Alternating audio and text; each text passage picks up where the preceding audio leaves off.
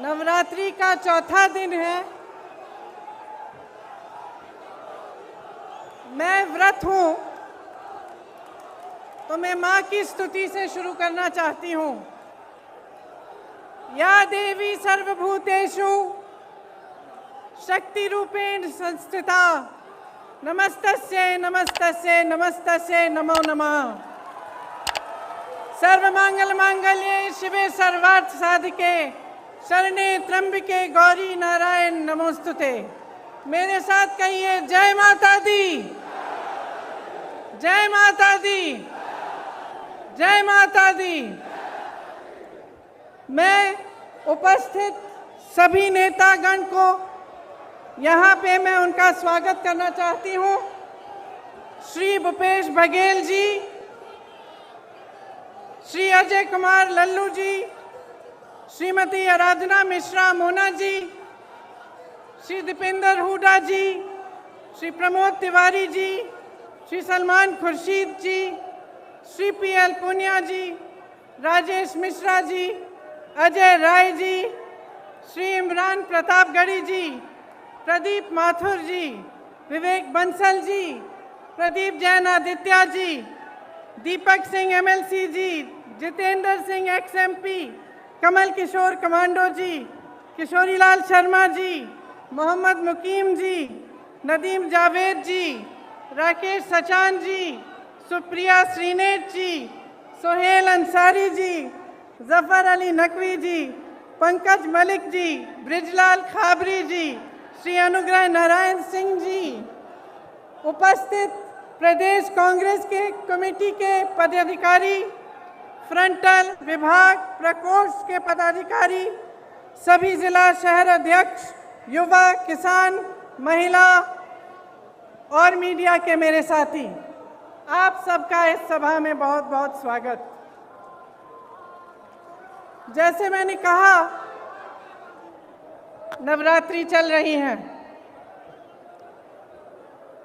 इस समय मुझे उचित लगा कि मैं आपसे अपनी दिल की बात कहूं।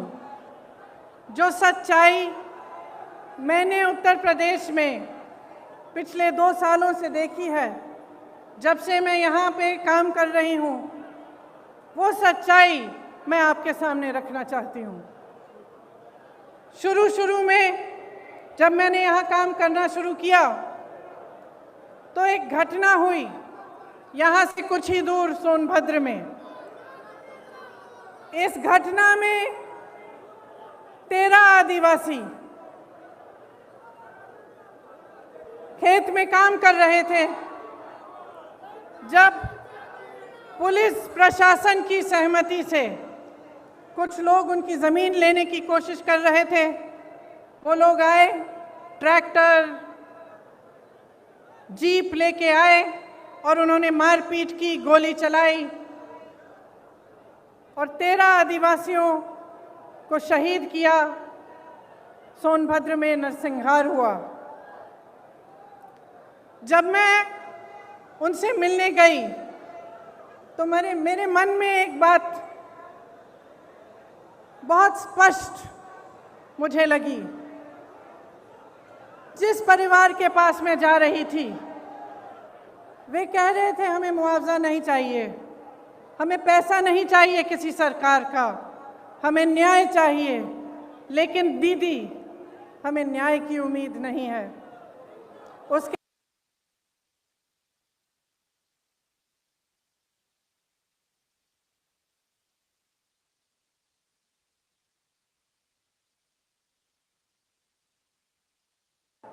उनके पिताजी ने मुझसे कहा कि उनको घर के बाहर निकालकर उन्हें पीटा गया था, उनके बच्चों को धमकाया गया था, उनकी 9 साल की एक पोती को धमकाया गया था, लेकिन उनको न्याय की कोई उम्मीद नहीं थी।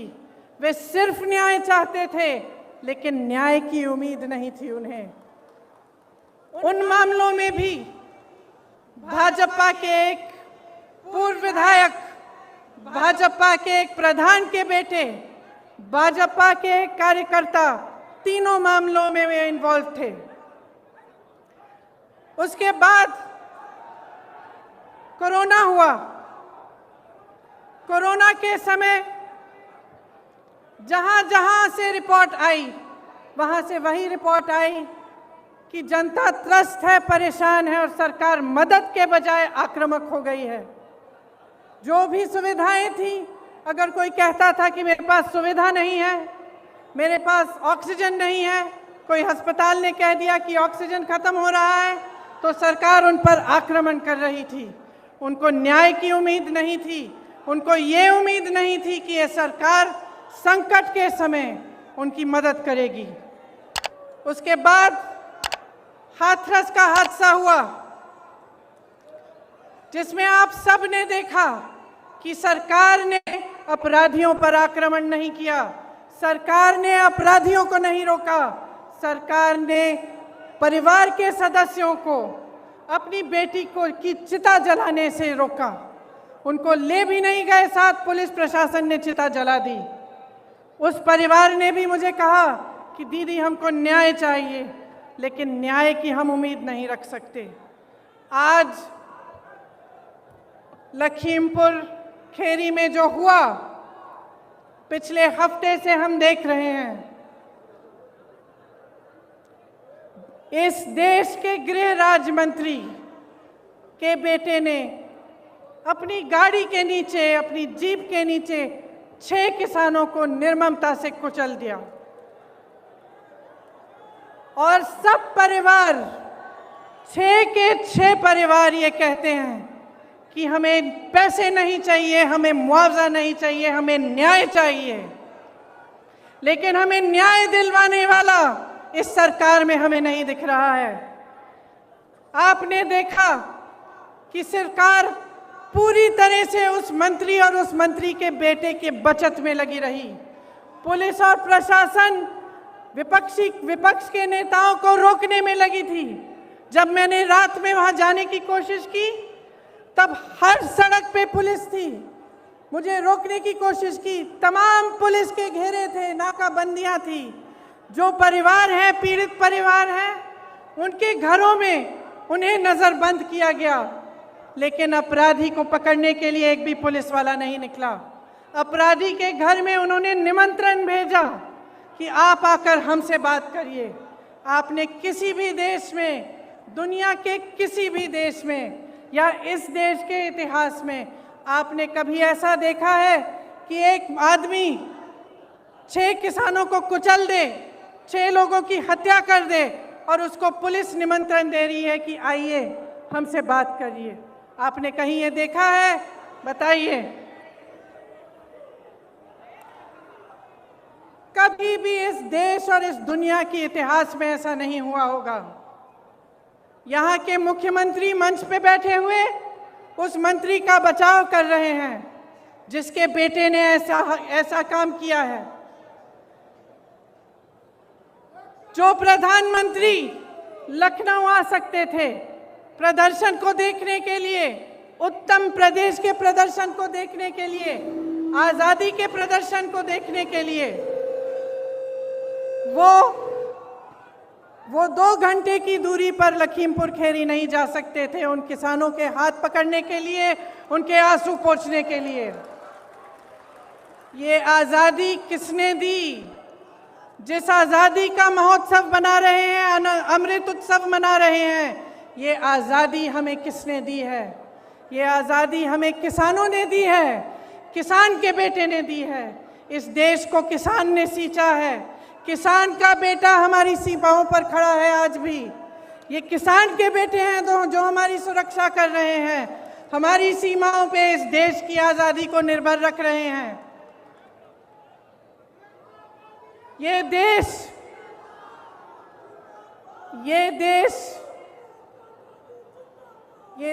क्या है? ये देश एक आस्था है, एक उम्मीद है।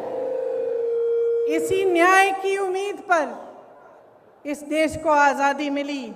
जब महात्मा गांधी जी आज़ादी की लड़ाई लड़ने के लिए गए तो उनके दिल में ये था कि मेरी जनता को, मेरे लोगों को, मेरे देश के किसानों, दलितों, मेरे देश की महिलाओं को, देश के गरीबों को न्याय मिलना चाहिए।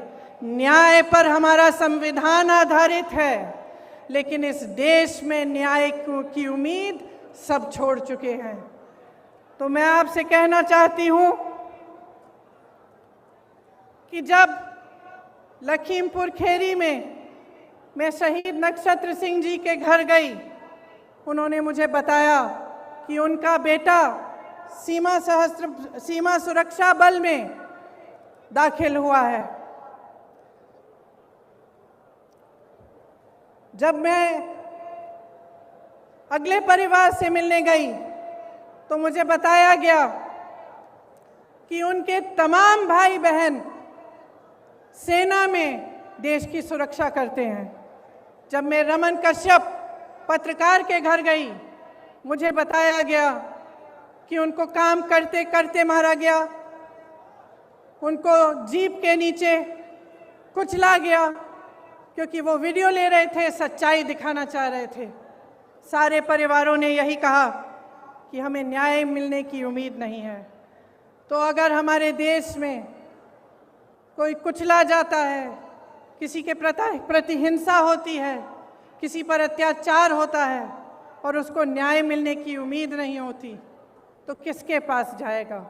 अगर सरकार, मुख्यमंत्री, प्रधानमंत्री, गृह राज्य मंत्री, विधायक सभी मिले हुए हैं, सभी अपनी पीठ मोड़ देते हैं उनकी तरफ, तो किसके पास जाए जनता और क्या करे? आप जानते हैं कि किसान ने 9-10 महीनों से एक आंदोलन जारी रखा है। 300 दिन से अधिक ये आंदोलन चला है। इसमें 600 से अधिक किसान शहीद हुए हैं। क्यों कर रहे हैं ये आंदोलन? ये आंदोलन इसलिए कर रहे हैं क्योंकि ये जानते हैं कि ये सरकार के जो 3 कानून हैं, उनके ज़रिए उनकी आमदनी, उनके खेत, उनके फसल सब इस सरकार के खरबपति मित्रों के पास जाने वाली है, उनके कब्जे में होने वाली है। मोदी जी के अरबपति मित्रों ने पिछले साल हिमाचल से सेब 88 रुपए किलो में खरीदा था। इस साल वही सेब 72 रुपए किलो में खरीद रहे हैं और सबकी मजबूरी हो गई है कि वो सेब का दाम घटाएं। किसान की लागत बढ़ गई है, क्योंकि फसल की कीमत तय करने का फैसला अब खरबपति कर रहे हैं। इसीलिए मनचाहे ढंग से कीमत घटा दी गई। ये स्थिति पूरे देश में होगी। जब इनके कानून लागू होंगे तो आपकी खेती, आपके फसल सब आपसे छीना जाएगा। मोदी जी ने जो आंदोलन कर रहे थे उन किसानों के बारे में क्या कहा? उन्हें आंदोलनजीवी कहा, आतंकी कहा, योगी जी ने उपद्रवी कहा, धमकाने की कोशिश की। इसी गृह राज्य मंत्री ने धमकाकर कहा कि मैं 2 मिनट में तुम्हें सबक सिखा दूंगा। आंदोलन करने की कोशिश की तो 2 मिनट में सबक सिखा दूंगा। दुनिया के कोने कोने तक हमारे प्रधानमंत्री घूम सकते हैं, अमेरिका जा सकते हैं, जापान जा सकते हैं, देश देश में भ्रमण कर सकते हैं, लेकिन अपने किसानों से बात करने के लिए अपने घर से मात्र 10 किलोमीटर दूर दिल्ली के बॉर्डर तक नहीं जा सकते।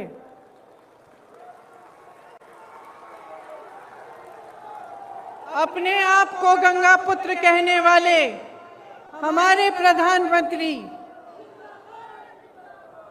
ने गंगा मैया के आशीर्वाद से खेतों में फसल लहलहाने वाले करोड़ों गंगा पुत्रों का अपमान किया है। उनकी पूरी आमदनी, उनकी खेती, उनके फसल अपने खरबपति मित्रों को देने की साजिश की है। क्या वो जानते हैं कि आपके प्रदेश में किसान कितनी समस्याओं से जूझ रहा है? क्या वो जानते हैं कि आवारा पशु की कितनी बड़ी समस्या है यहाँ? क्या रात को आपकी सड़कों पे उन्होंने चल के देखा है कि हर किलोमीटर, हर आधे किलोमीटर पे आवारा पशु बैठे हुए हैं? मैंने देखा है, मैंने देखा है।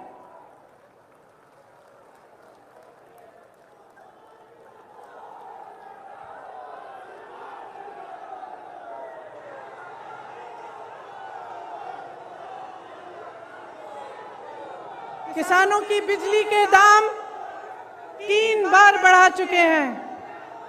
क्या नरेंद्र मोदी जी ने देखा है कि आपको कितने बड़े बड़े बिल मिल रहे हैं? कि जब आपको बिजली नहीं मिल रही है फिर भी आपको बिजली के बिल मिल रहे हैं। क्या प्रधानमंत्री जी ने देखा है, कुछ कहा है इसके बारे में? प्रदेश का हर परिवार त्रस्त है, दुखी है। धान और गेहूं का दाम नहीं मिलता, यूरिया खाद बेहद महंगा हो गया है, जीएसटी, खेती के जो खेती में काम करने के इंस्ट्रूमेंट होते हैं उन पर भी जीएसटी लगा रखी है। 100 रुपए का पेट्रोल, 90 रुपए का डीजल, 900 रुपए में रसोई का गैस।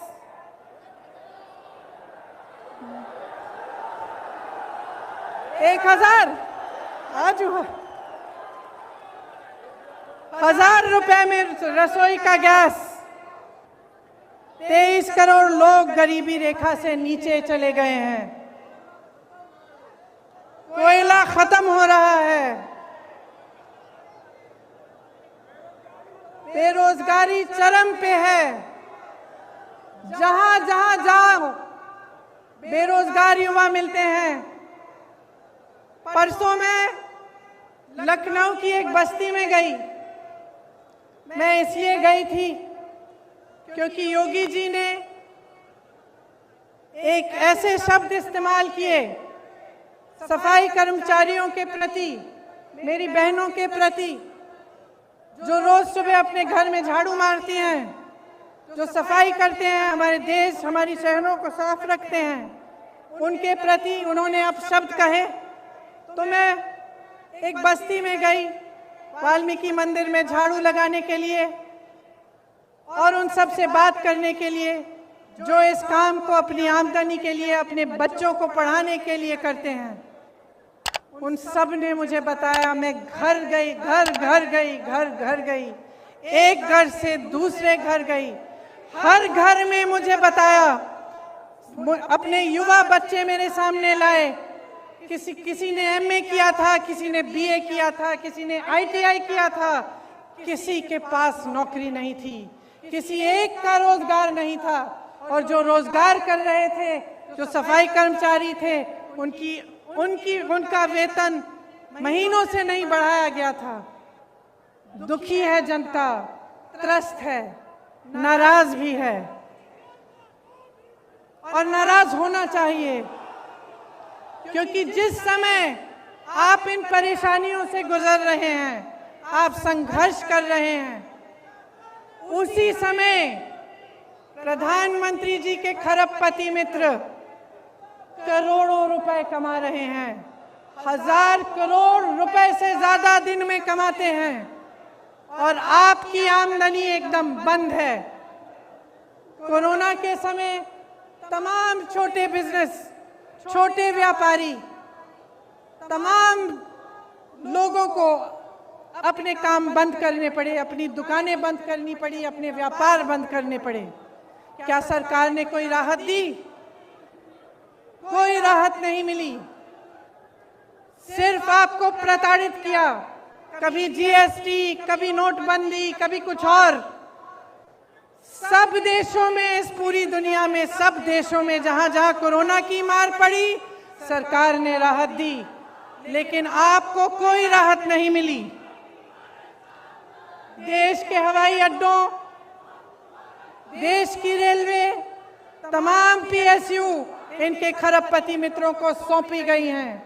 आपको मालूम नहीं होगा शायद, प्रधानमंत्री जी ने पिछले साल अपने लिए 2 हवाई जहाज खरीदे। आप बताइए कितने के हो सकते हैं ये हवाई जहाज? सब मालूम है, सब पता है। एक हवाई जहाज 8,000 करोड़ का था। 2 हवाई जहाज खरीदे कितने के? और इस देश की पूरी एयर इंडिया कितने में बेची? अपने खरबपति मित्रों को कितने में बेची? 18,000 करोड़ में बेची। 2 हवाई जहाज अपने लिए खरीदे 16,000 करोड़ के। इस देश की एयर इंडिया को 18,000 करोड़ के लिए अपने दोस्तों को बेच दी। देखिए, समझ लीजिए,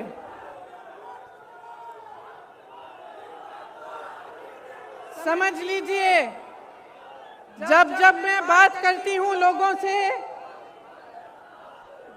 जब मैं लोगों से बात करती हूं,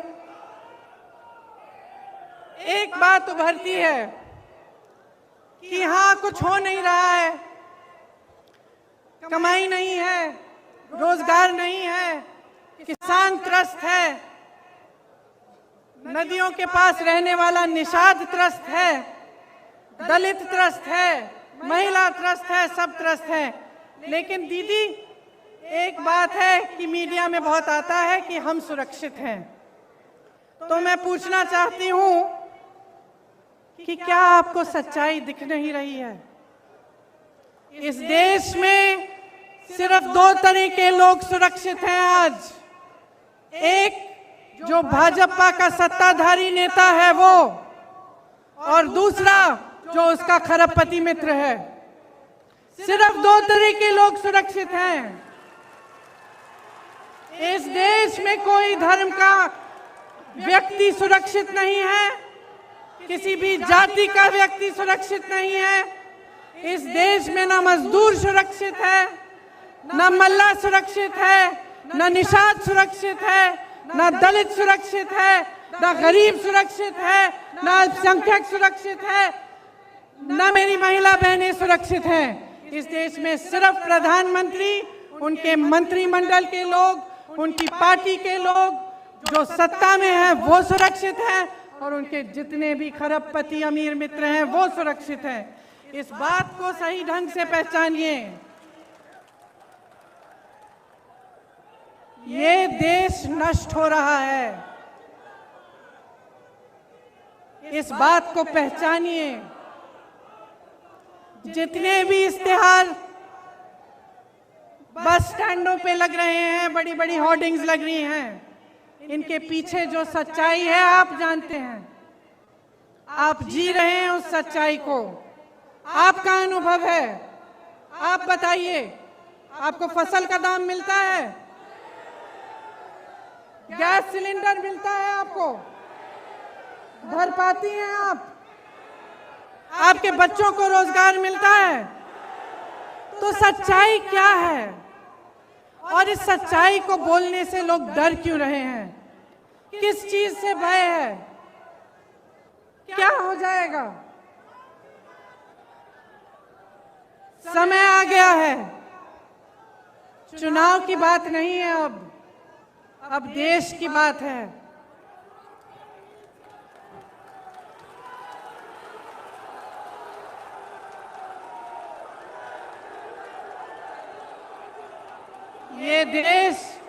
ये देश भाजपा के पदाधिकारियों, उनके मंत्रियों, उनके प्रधानमंत्रियों की जागीर नहीं है। ये देश आपका देश है, आपका देश है। इस देश को कौन बचाएगा? कौन बचाएगा इस देश को?